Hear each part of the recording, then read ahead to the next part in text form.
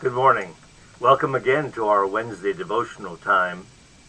I was thinking back to the wonderful times we had at Christmas time, the wonderful cantata, the wonderful studies on the birth of Christ, and all the emphasis on his birth and on the conception, the miraculous conception of Mary.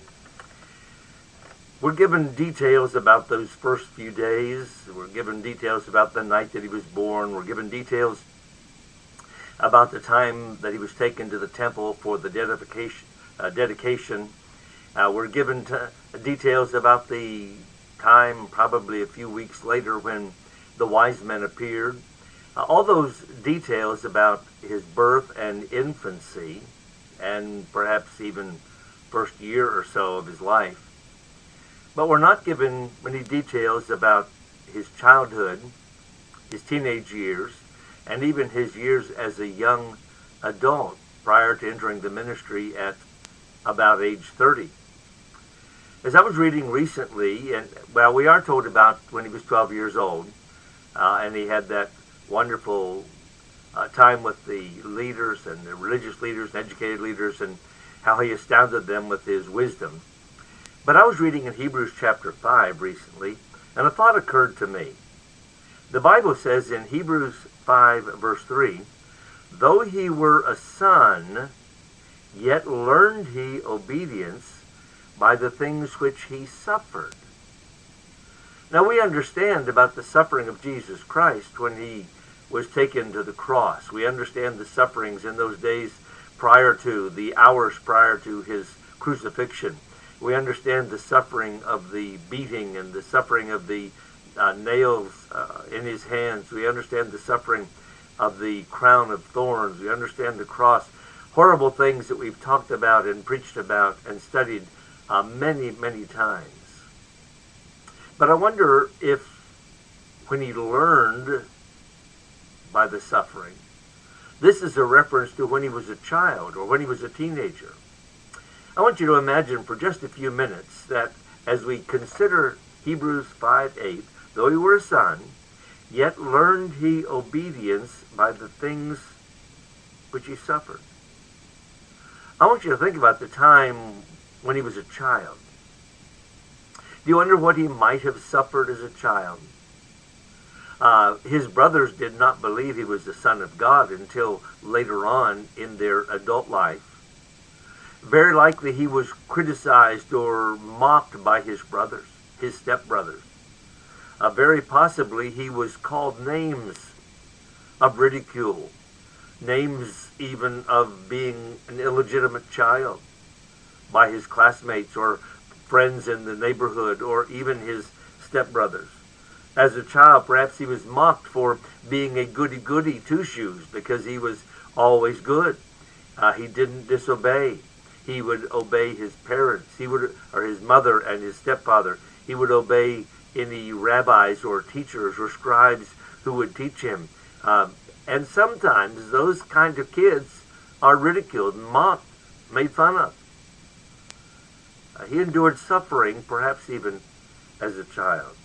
What about as a teenager, when his mind was pure and the other boys, typical teenagers, I'm sure even in those days, would have these ideas that were prankish or even perhaps bordered on immorality, and Jesus would have none of it. They would run him out of their crowd. They would get him away. They would stay away from him. And perhaps he suffered even the rejection that some teenagers have to suffer, only more so. He suffered when he was rejected.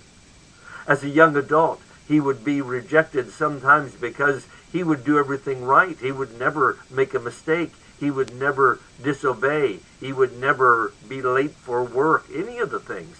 And sometimes his goodness could have been criticized.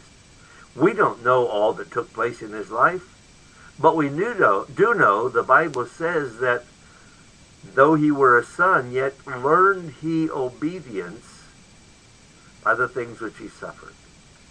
I want you to think for a moment about what suffering does in our lives. There should be learning because of suffering. That's what happened in the life of Jesus. So many things we can learn. Jesus learned obedience Hebrews 5:8 says. We learn submission, and we learn to submit to God's will. We learn to submit to other authorities, sometimes through suffering. We learn to understand the pain of others, sometimes through suffering. There's a great deal of learning, as Hebrews 5:8 says, that can come to us by suffering. Second thing, we learn to be comforted when we're suffering. The Bible says in 2 Corinthians chapter 1 that our God comforteth us in all our tribulation. He's the comforter.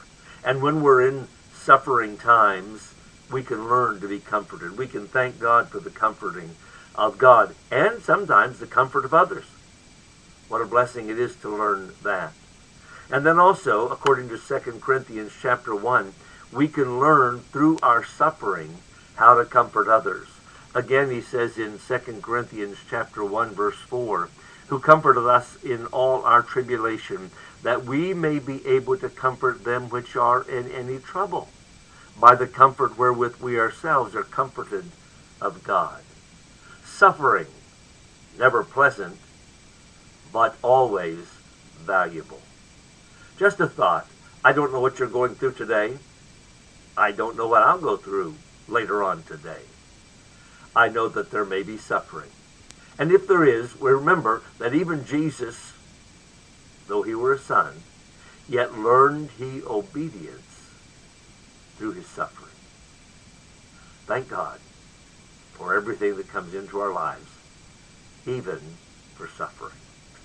Have a wonderful day.